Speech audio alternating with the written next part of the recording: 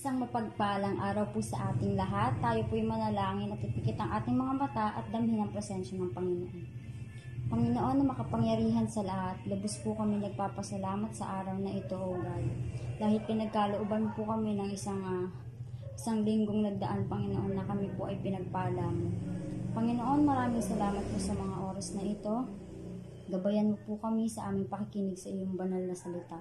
Panginoon, gabayan mo po ang aming pastor na magpipreach, Panginoon, upang bigyan ng wisdom, Panginoon, and give us knowledge, Panginoon, na maintindihan ang inyong pong mga salita. Panginoon, gabayan mo po ang bawat isa sa amin na nasa aming mga tahanan, Panginoon, na magdaraos po ng online service na ito.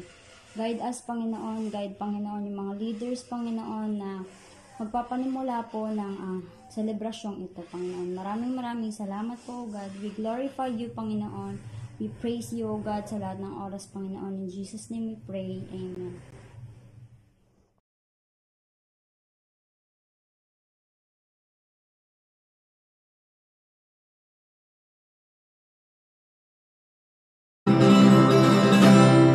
Yan. Good morning, lifers.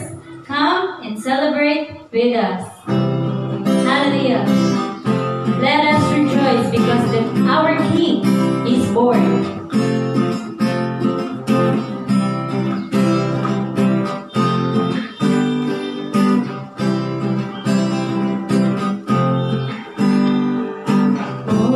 To us this day, a Savior. Gifted from heaven to a manger.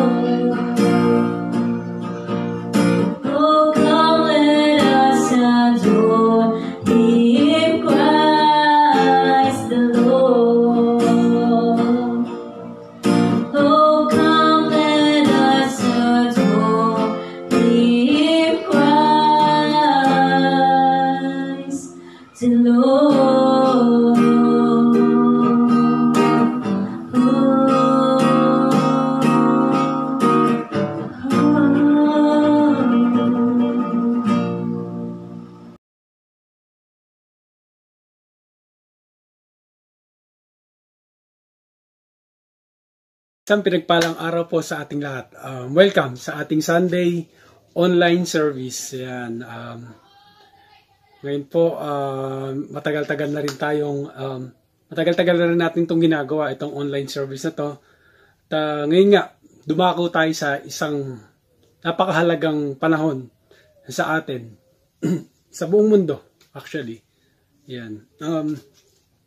Nakita niyo na ba sa Pilipinas, itong biro nakita niyo na ba si Jose Marichan? Yan, lumabas na ba siya sa Facebook niyo? Yan, kumanta na ba? May narinig niyo na bang kumanta si Jose Marichan sa mga kalsada, sa mga bahay-bahay? Ayan. Yung latest, sumayaw na ba kayo sa mga boss niyo? Alam niyo na yan. Yung Christmas bonus, yan. Yan, sumayaw na ba kayo? At nabigay na ba mga 13-month and bonuses niyo? Ayan. Pag ganyan ang senaryo, sigurado, ang nasa isip ng iba ay Kapaskuhan. Tama po. Ayan. Kahit may pandemya, hindi pa rin mapipigil ng pandemya ang Pasko. Sigurado yan. Lalo na sa mga Pilipino. Marami na namang tao yung pupunta sa Divisoria, sa Quiapo, namimili. Yun. Sigurado kahit ganito ang panahon natin, meron pa ring party. Hindi may iwasan yan. Ang tanong, ito ba talaga ang diwa ng Pasko? Yan. Natanong mo na ba sa isip mo yan? Mula nung pagkabata mo hanggang paglaki mo? Or natanong mo na ba yan bata ka pa sa mga mas nakakatanda sa'yo? Or ngayon, sigurado tatanungin ka ng mga bata. O may nagtanong na ba sa'yo mga bata kung ano ba talaga, kung bakit may Pasko? Yan. Last Sunday nga, tinalakay ni Pastor Mark yung pagsilang ng ating Panginoong Hesus at yung kagandahan nito. Yan, sabi niya. Ang title niya nga is The Wonderful of Christ. Yan. Napakaganda ng topic ni Pastor Mark last Sunday. Ngayon naman po, itutuloy natin to. Kaya naman, inaanyayahan ko kayo na manood at makinig ng salita ng Diyos and know the significance of Christmas. Yan. Kung kayo po ay may hawak na Biblia, buksan natin ito sa Matthew chapter 2 verse 1 hanggang 12. Yan. Ang gamit ko po ay New Living Translation. So basahin ho natin. After Jesus was born in Bethlehem in Judea, during the time of King Herod, Magi from the east came to Jerusalem and asked, "Where is the one who has been born King of the Jews? He saw his star when it rose and have come to worship him." When King Herod heard this, he was disturbed, and all Jerusalem with him. When he had called together all the people, chief priests and teachers of the law, he asked them where the Messiah was to be born. "In Bethlehem, in Judea," they replied, "for this is what the prophet has written. But you, Bethlehem in the land of Judah, are by no means least among the rulers of Judah, for out of you will come a ruler who will shepherd my people Israel." Ito ho, makikita sa propesiya. Sa Lumang Tipan, makikita yan. Then Herod called the Magi secretly and found out from the exact time the star had appeared. He sent them to Bethlehem and said, "Go and search carefully for the child. As soon as you find him, report to me, so that I too may go and worship him." After they had heard the king, they went on their way, and the star they had seen when it rose went ahead of them until it stopped over the place where the child was. When they saw the star, they were overjoyed. On coming to the house, they saw the child with his mother Mary, and they bowed down and worshipped him. Then they opened their treasure and present with gift of gold, frankincense, and myrrh. And having been warned in a dream not to go back to the Herod, they returned to their country by another route. So, ito po ang ating pag-uusapan. Siguro napaka-popular na sa atin to. Ang mga wise men o yung mga mago na dumalaw sa ating Panginoong Hesus at naging gabay nila yung tala. Kaya po, manalangin muna tayo bago natin simulan. Panginoong Hesus, Lord, aming makapangyarihang tagapagligtas, salamat po sa napakabuting araw na ito, Panginoon. Hinihiling po namin, Panginoon, na ikaw ho ang siyang magsalita, manguna. Bigay mo po ang diwa ng panahon na ito. Paintindi mo sa amin kung para saan ba itong nangyayari na to, itong panahon na to, at malaman namin at isa pamuhay namin, Panginoon. Lord, sa mga oras na to, ako ay nagpapasalamat at continually na gagawa pa rin namin itong online service. At, although maraming hadlang, pero Lord, pagdating sa iyong salita, at lalo na kapag iyong sinabi, kahit ano pang hadlang ay matutupad. Kaya naman kami ay nagpapasalamat at nagpupuri sa iyo, Panginoon. In Jesus' name, Amen. So, ayun po. Ang istorya natin na yan ay napaka-popular na sa atin. So, yun nga, no? Nung malaman ni King Herod o Herodes sa Tagalog, itong pangyayari na to, na-alarma siya. Ayan, na-alarma siya at pinatawag niya yung kanyang mga alagad at inalam kung saan eksakto at lugar ito mangyayari. Then dumating nga yung mga mago. Ito nga yung mga mago na inutusan niya na hanapin. At kapag daw makita, balik daw sila para daw siya ay mag-aalay at sasambahin niya itong batang sinilang. Pero alam naman natin na hindi ito ang tunay na nasa puso ni King Herod. Kasi threatened siya dito sa nangyaring ito. Pero ito ay propesiya at kailangang mangyari. Kaya hindi niya ito mapipigilan. Kaya alam niyo po, mga kapatid, ang pagdating ng kapanganakan ng Panginoong Hesus dito sa lupa ay napakahalagang kasaysayan para sa ating mga Kristiyano.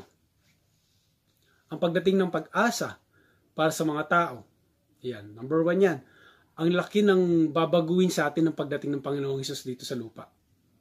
Dalawang klase ng katauhan ng tao ang pinapakita ng pagdating ng Panginoong Hesus dito. Yan. Ito ay sumasalamin sa pagkatao ng Haring Herodes at ng mga mago o yung mga wise men. Unang-una, ang unang nire-representa nila dito yung taong kinasusuklaman ang pagdating ng Panginoong Hesus. Yan, ang taong tinutulig sa ang kanyang pagdating. At iyon ay nasa katauhan ni Haring Herodes. So instead of using his power to serve people, yan, ito siya. He uses people to protect his power. Yan ang ugali ng Haring Herodes. Yan. Imbes na paglingkuran niya ang mga tao, ginagamit niya ang mga tao para sa sarili niya. Yan. Yan yung isang katauhan ng tao na dumating, na ugali ng tao na dumating ang Panginoong Hesus. At ganyan ang ugali ng pagtanggap niya. Ayan. Dako tayo sa pangalawa, ang wise man. Ang klase ng mga taong nagalak sa pagdating ng Panginoong Hesus. Yan. Ang mga taong nagtiyagang maglakbay para lamang sambahin at alayan ang Panginoong Hesus. Dalawang klase yan. Pero ang tanong, napaka-direct natin yan. Sino ka sa dalawang taong yan? Nung dumating ang Panginoong Hesus sa buhay mo, paano mo siya, anong ugali ang pinakita mo nung dumating sa iyo ang Panginoong Hesus? Natuwa ka ba? Tinanggap mo ba? Naggalak ka ba sa pagdating niya sa buhay mo? o dun ka sa kinasusuklaman mo yung kanyang pagdating, o para kang nagkaroon ng jealousy dahil dumating siya sa buhay mo, alam mo na mas dapat siyang mangibabaw kesa sa yung pride, sa yung inner na nararamdaman. Yan. Ang taong ayaw tumanggap sa Panginoong Hesus o ang taong masayang sumasamba sa Panginoong Hesus. Pagbulay-bulayan ho natin yan. Kasi hindi lang basta tayo ay nag-celebrate ng Pasko. Lahat tayo ay masaya. Pero isipin natin kung bakit natin sinicelebrate yung taong bumaba. Yung Diyos na bumaba rito at naging tao. Di ba? Kung masaya ka sa Pasko, dapat masaya ka na tanggapin siya sa buhay mo. Yun kasi yun. Diba? Ang alam lang kasi natin dito, inuman, kainan, party-party, dyan, pero walang pakialam sa mensahe ng pagdating ng Panginoong Hesus dito sa lupa. Ngayon, balik tayo sa mga wise men. Bakit sila tinawag na wise men? Yan. Magandang katanungan yan. Marami nagtatanong yan, alam ko. Tinawag silang wise men dahil sa kaalaman nila sa astrology. Kita nyo nga. Actually, marami silang alam. Matalino talaga sila. Kung pag-aaralan natin yung kanilang background, sa iba-ibang lugar pa nanggaling yung mga yan. Yan. Pero, tinawag silang wise man kasi marunong silang makinig at sumunod sa Diyos. Yan ang pinaka main na dahilan kung bakit sila tinawag na wise man. Kung anong pang dahilan ang ibibigay nila. Pero sa totoong pagsasaliksik mo sa Biblia, yun ang makikita mo kung bakit sila tinawag na wise man. Kasi marunong silang makinig at sumunod sa Diyos. Di ba ang sabi sa Kawikaan, verse 1 hanggang 7, ang paggalang at pagsunod kay Yahweh ay pasimula ng karunungan. Magsisimula pa lang doon ang karunungan. Ibig sabihin, meron pang karunungan na darating sa iyo kapag nanatili ka sa Kanya. Ewan ko lang kung hindi ka maging wise dyan. Ewan ko lang kung hindi ikaw ang pinakamagaling na tao. Pinakamagaling dahil naiintindihan mo. Naiintindihan mo kung sino ba talaga ang dapat mong unahin. I-priority at dapat i-please. Yan. Kaya sila tinawag na wise man. Yun ang pinaka-unang kahulugan nun. Di ba mas pinakinggan ng mga wise man nito ang utos ng Diyos kaysa kay Haring Herodes? Natatandaan nyo ba, inutusan ni Haring Herodes na bumalik ang mga mago kapag kanyang nakita na. Pero nung sa dream, nung nanaginip sila na sinabi, na binigyan sila ng direction ng Diyos, sumunod sila rito. Di ba? Ang galing. Alam nila kasi, naging wise sila kasi alam nila kung sino dapat yung pakikinggan, kung sino dapat ang susundin, at alam nila yung dapat i-priority. Yan. Naglakbay sila sa malayo para sumamba sa hari ng mga hari, Panginoon ng Panginoon. Alam nila yan. Yan. At maraming hindi nakakaalam ng mga panahon na yan. Kaya sila naging wise. Kasi sila napabilang doon. Yan ang wise man. Ikaw, wise ka ba? Nung matagpuan nila ang Panginoong Hesus, anong ginawa nila? Punta tayo sa verse 10 to 11 na ating pinag-uusapan. When they saw the star, they overjoyed. Natuwa sila. On coming to the house, they saw the child with his mother, Mary. Nakita nila si Maria, ang ina ng Panginoong Hesus dito sa lupa, and they bowed down and worship Him. Kita nyo? Lumuhod sila at sinamba nila ang ang Panginoong Hesus. Ang talino, alam nila yon na dapat nilang gawin yon. Yan. Sinamba nila ang bata at hinandugan ng kani-kanilang dala. Ano ang kani-kanilang dala? Ang ginto, ang insenso at ang mira. Alam niyo po ba na hindi lang basta handog tong dinala nila? Ito ay meron ding significant value and prophetic importance din ang mga ito. Una, yung ginto. Yan. Ang gold is symbolic of Christ's kingship. Yan. O yung pag-aari ng Panginoong Hesus dito. Kaya nga sabi ko sa inyo kanina, ang mga handog na ito ay meron ding significance, value, and prophetic. Prophetic, ibig sabihin kung ano yung hinaharap ng Panginoong Hesus dito sa lupa sa kanyang paglaki. Kanyang magiging lalakbayin at ang kanyang katayuan. Yan. Ang gold ay katunayan na ang Panginoong Hesus ay hari. Ang insenso ay equal sa pagiging high priest ng Panginoong Hesus. Prophetic po yan. Tingnan nyo yung pagdating sa Hebrew sa panahon ng mga apostol. Hebrew chapter 4 verse 14. Tingnan natin. Ang sabi rito, yamang ngayon tayo'y mayroong isang lubhang dakilang saserdote na pumasok sa kalangitan, si Jesus na anak ng Diyos ay ingatan nating matibay ang ating pagkakilala. So, ang tinutukoy rito ay ang Panginoong Jesus. Siya raw ang pinakadakilang saserdote na pumasok sa kaharian ng langit.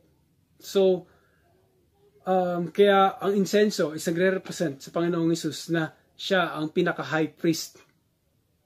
At ang pangatlo ay ang mira. Sumasalamin sa kanyang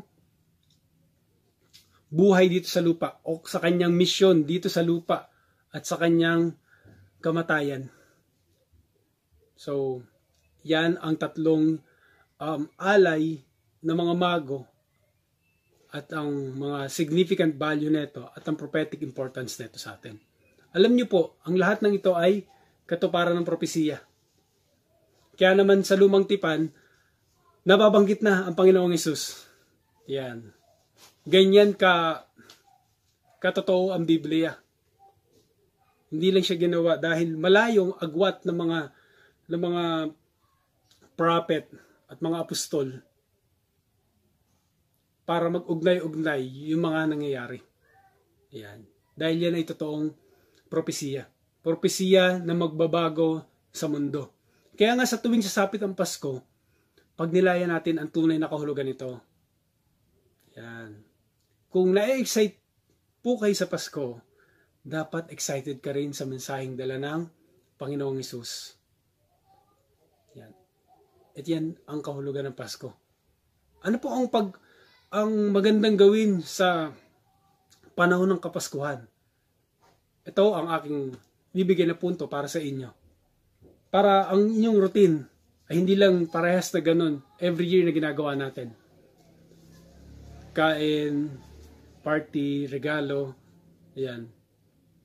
Actually, kung ganyan lang ang ginagawa natin, hindi natin naintindihan ang talagang kahulugan ng diwa ng Pasko.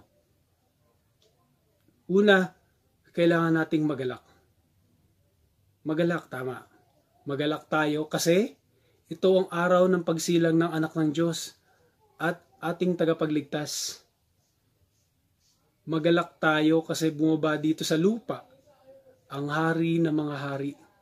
Biruin nyo, hinubad niya yung kanyang pagka-Diyos para abutin tayong mga makasalanan. Siya pa ang bumaba. Hinubad niya ang pagka-Diyos niya. Bumaba siya rito, nagkatabang tao para ma-reach siya tayo, maramdaman niya tayo, maintindihan niya tayo, maramdaman niya kung ano ba talaga yung nararamdaman ng isang tao. Napakabait ng Panginoon Jesus. Kaya dapat kang magalak nung siya ay pumunta rito. Ang langit nga nagalak nung siya ay sinilang. Tama po, tingnan natin sa Lucas chapter 2. Yan. Kung kayo ay may Biblia, tingnan ho natin. Lucas chapter 2, verse 13 hanggang 14. Lucas chapter 2, verse 13 hanggang 14. At biglang nakasama sa anghel ang isang karamihang hukbo ng langit at nangagpupuri sa Diyos at nangagsabi, luwalhatiin sa Diyos sa kataasan, taas-taasan, at sa lupa'y kapayapaan sa mga taong kinalulugdan niya. So, nag-celebrate ang mga anghel. Kaya, dapat tayo ring mga tao ay nagagalak sa kanyang pagdating. Pangalawa, kailangan nating pagnilayan. Kung hindi mo nagagawa ang pagninilay sa bawat araw na dumarating sa buhay mo, siguro naman, ngayong Pasko, sigurado na iisip mo na Pasko. Di ba? Dapat ma-remind ka rin sa sarili mo na dapat ka rin magnilay-nilay. Diba? It's a reminder. Kung hindi mo kayang gawin o hindi mo naaalala sa normal days, siguro ito, kailangan mong, ito na yung sign na kailangan mong magnilay. Kasi sigurado naman na pag nagtanong sa iyo yung mga bata kung ano ang kahulugan ng Pasko, baka mali maisagot mo. Kapag tinanong ka ng mga bata niya, baka hindi mo masagot ng tama. Hanggang sa paglaki nila, dadali nila yan. Kaya mahalaga ang pagninilay-nilay. Mas maiging gawin mo ito kaysa sa pagbibisi-bisi sa mga Christmas light, regalo, party, para i-celebrate ang Pasko. Bigyan mo ng time na magnilay. Pagnilayan mo sa sarili mo yan. Ang diwa neto. At ang pangatlo is paghandaan ang muli niyang pagbabalik. Bakit na isama to sa ating mga punto?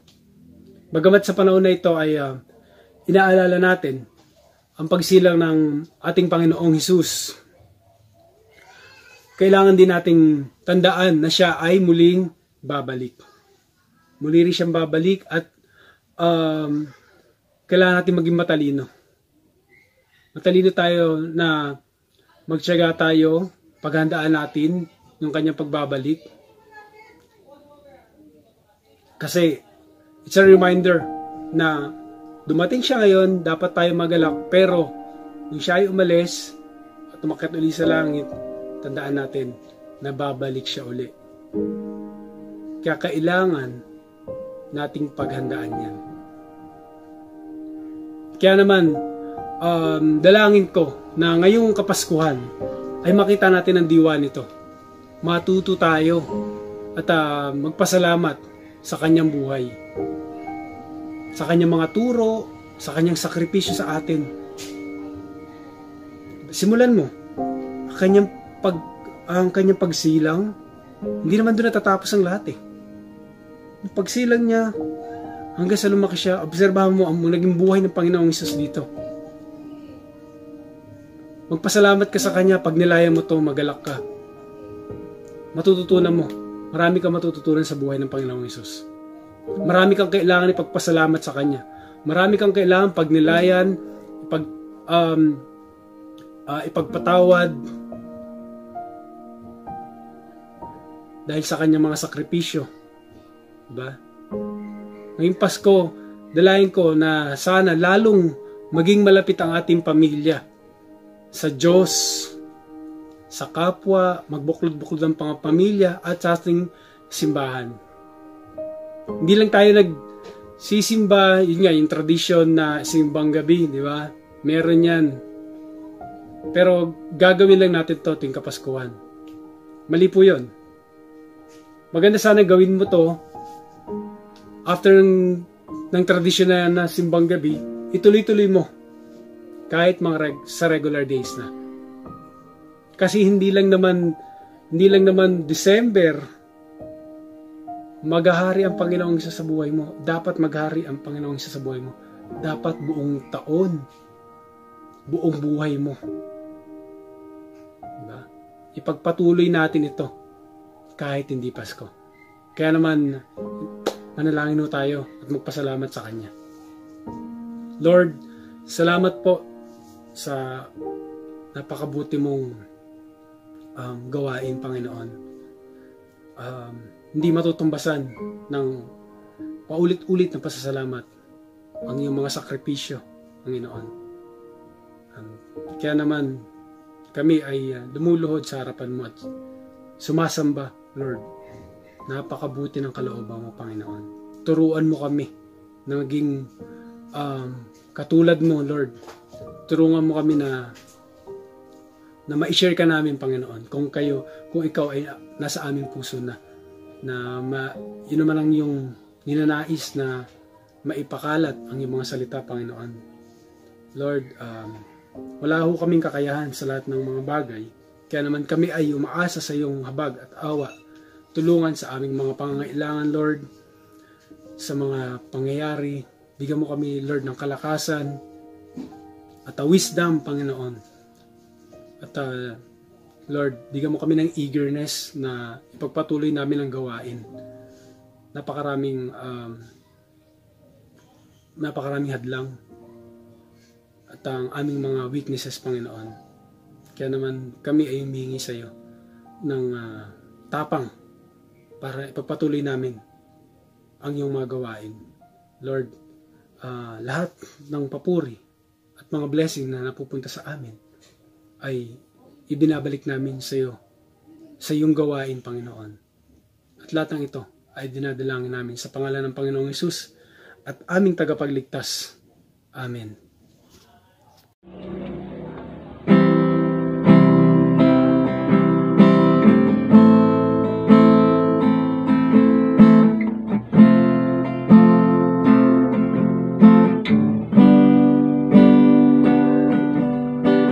Ngayon ang panahon ng pagmamahalan. Ang Panginoon ang nagsimula. Kahit saan, kahit malayo ka pa nagmula, ibigin mo ang bawat isa. Pagkat ang Diyos ang nagbibigay liwanag sa atin. Ngayong Pasko, puso ang maghahari. Maligayang Pasko, Panginoong Hesus. Dahil sa iyo nagkaroon ng saysay. Ang buhay ko puno-puno ngayon ng kaligayahan, pagkat nalaman ko ang tunay na kahulugan ng Pasko.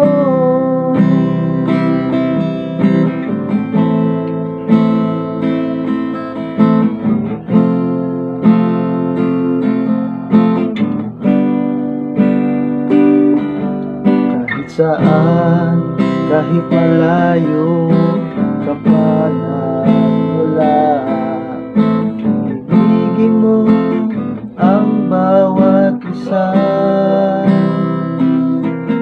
Pagkat ang Diyos ang nagbibigay liwanag sa atin. Ngayong Pasko, puso ang maghahari. Maligayang Pasko, Panginoong Hesus. Dahil sa iyo nagkaroon ng saysay. Ang buhay ko puno-puno ngayon ng kaligayahan, pagkat nalaman ko ang tunay na kahulugan ng Pasko.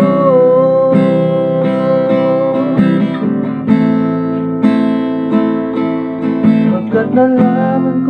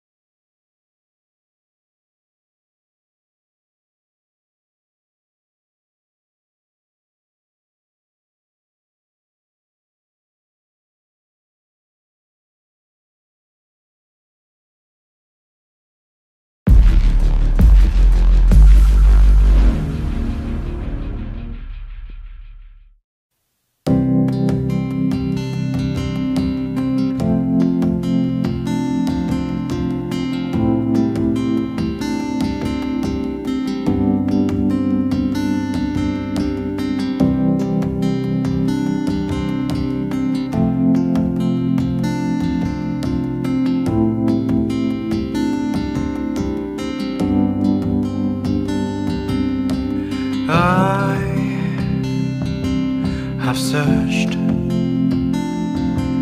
many years on end. There was none that my soul could depend. My soul cries out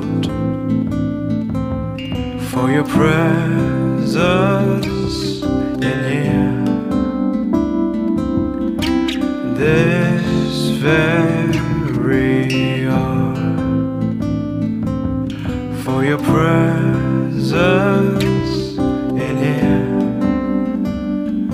In His name I find, in His name I find, in His name I find the peace I seek. In His name I find, in His name I find, in His name I find the joy I seek.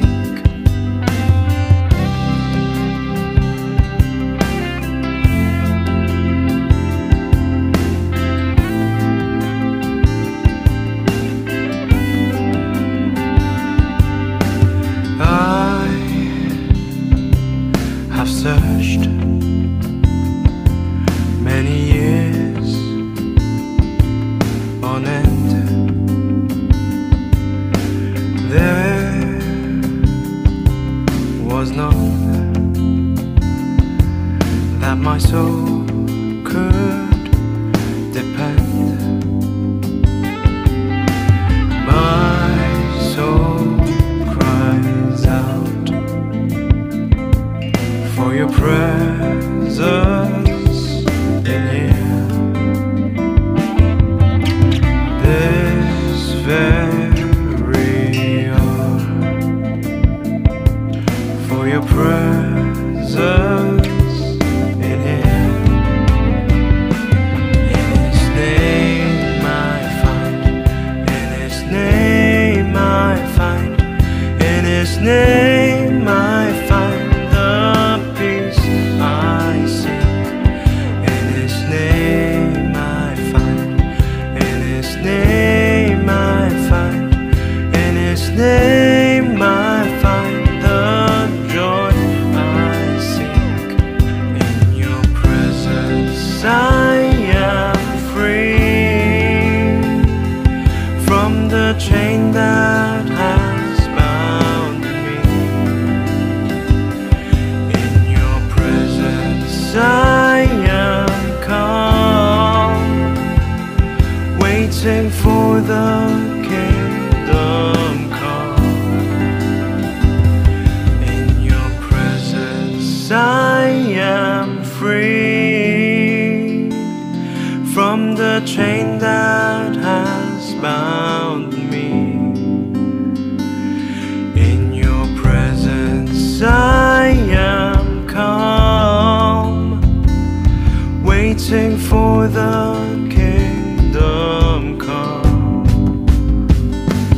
In His name I find, in His name I find, in His name I find the peace I seek.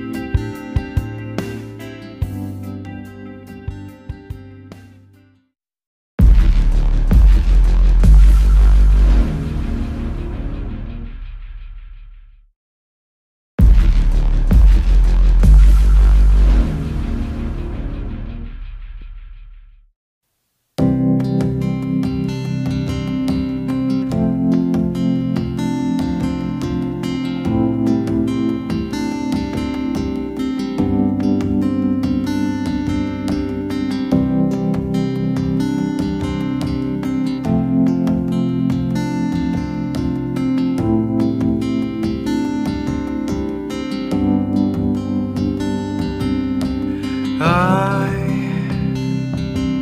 have searched many years on end. There was none that my soul could depend. My soul cries out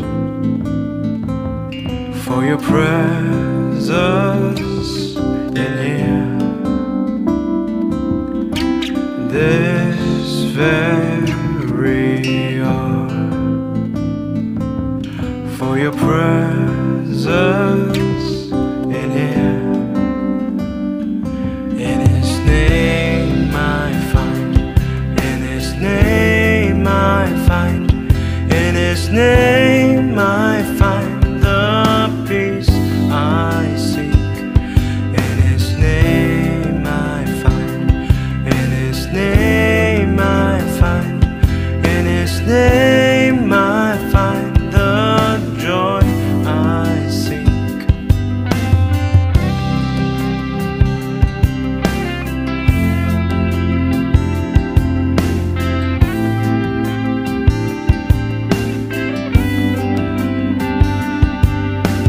I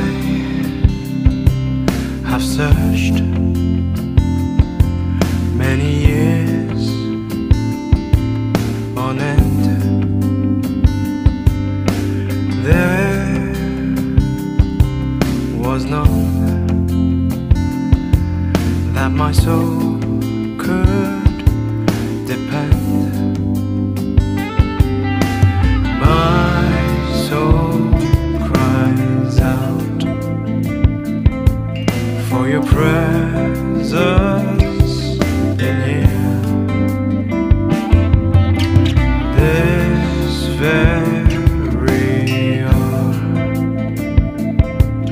for your presence in here.